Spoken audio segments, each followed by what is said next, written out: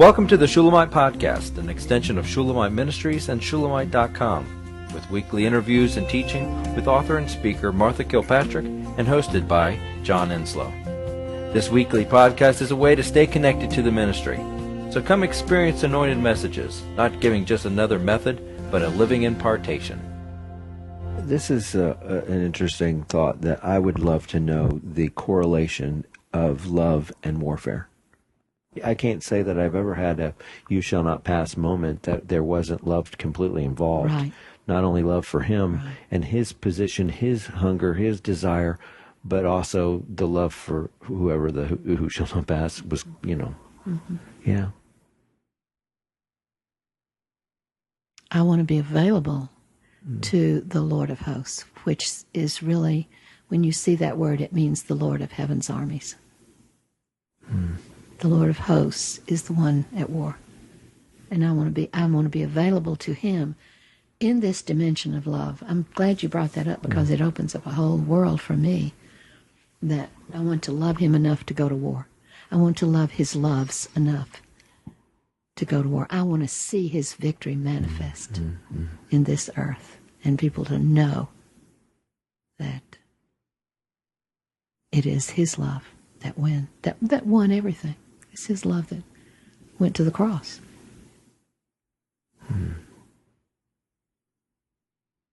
Yeah, the hippie sign, love not war.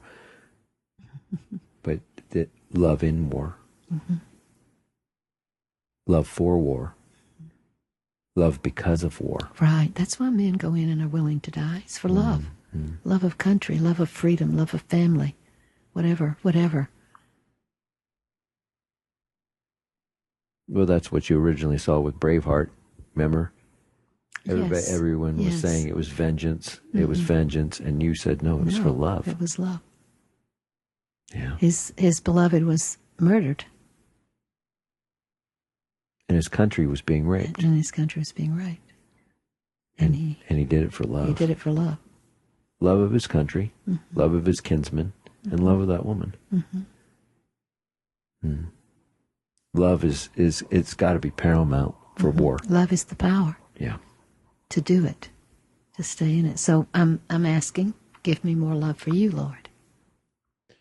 Well, then that changes the whole thing completely, in that if the passivity for warfare is there, then there needs to be an increase of love.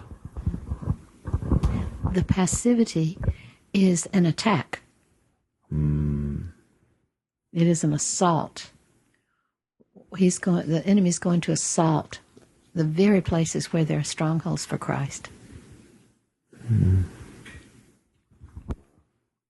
yes, the increase is love. I'm so glad you brought that up. I'm glad the Lord gave you that, because that is the central thing. It's the motivation of everything. And it's the motivation to be willing to die. If the defeat of the enemy depends on that third issue, love not their life unto death, it says loved not their lives unto death. So what do you love more than your own life? Christ. There's no effective warrior that doesn't love something more than self. And our spiritual warfare is to love him and his cause and his purpose more than self. You're looking very deep in thought. Well, see, the warring bride thing, I've always kind of resisted that, but I understand now. If you war because you're in love, and you war out of love, that's truly powerful.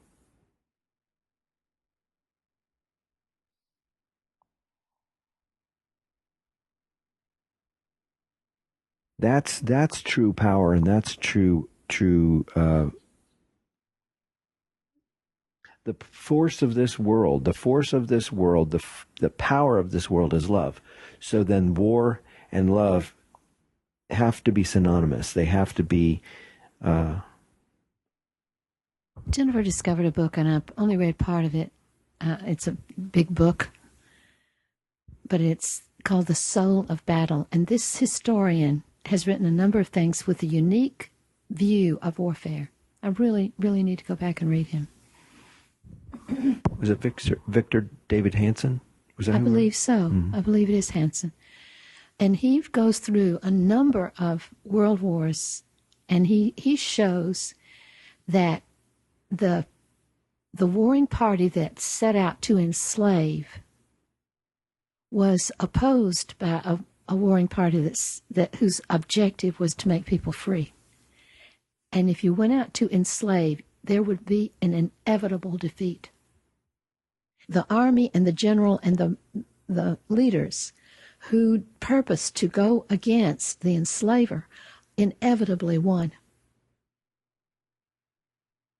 Isn't that fascinating? It's absolutely fascinating. Then that goes down to the motive of the individual. Why do we war? So I can get my way? No. For Christ's sake. Because of love. And because of love, because of his love for us, he motivates us to do that because of his love for others. Wow. It's so huge. And in your question was your revelation. What is the connection with love and warfare? It is the same. It is a connection. The incredible responsibility of what Bellheimer is saying here is that, if you lay back on your laurels, so to speak, and you don't do anything, that's the responsibility of you are the one who is to engage with the warfare and to bring in the kingdom. Wow. I mean, that's frightening.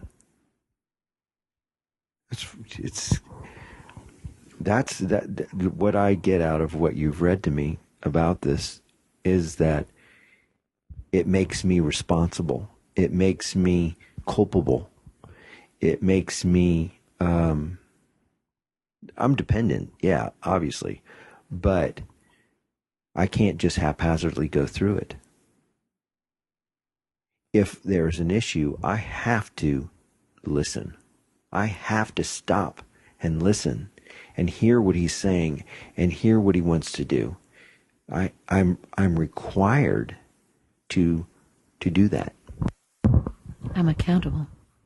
See, now there's the huge word, accountable and responsible. And in the Lord's Prayer, which is what I spoke on, thy kingdom come, thy will be done on earth as it is in heaven. There's the warfare section right there. And that comes before my own needs can be prayed about. My first need is for the kingdom, for Christ to reign and his government to be increased through standing for that government and living inside that government myself. So thy kingdom come, thy will be done for me is a declaration that I am in a war for the kingdom, which means I'm in the war for his rule. I am. No. I am. When I pray that, I am entering the battle for his rule. Well, I'm in a battle, regardless. I live in a battle zone. Exactly. This earth is a battle zone, and Mm-hmm. So I can live and just be continually defeated, or I can take on the job and the adventure. It's shocking. Do you know that men come home from war and they're lost because the camaraderie and the purpose they had was so consuming that they find it's hard to live without it? Yeah. And they'd rather be back. Yeah.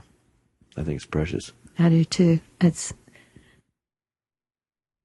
a need. It is a need.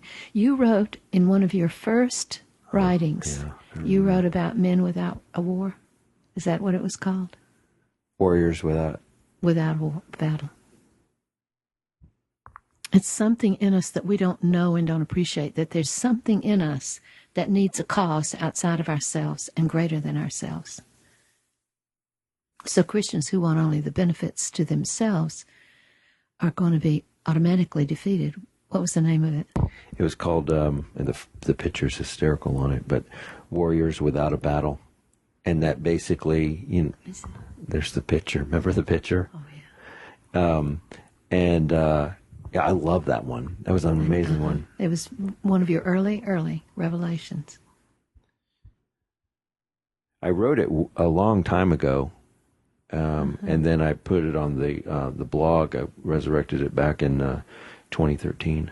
Mm-hmm. But yeah, it was that we have, and we are warriors. When you have a purpose, mm-hmm. you have to rise up and live and fight and be positive and moving. You have to be moving mm-hmm. if you live for a cause other than yourself.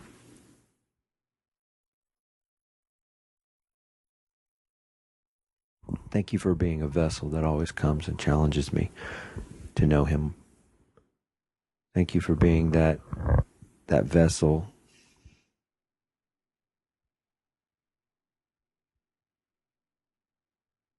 that would woo and draw me to know Him more, to know Him greater. And I would just, it's amazing. We hope you've enjoyed the Shulamite podcast.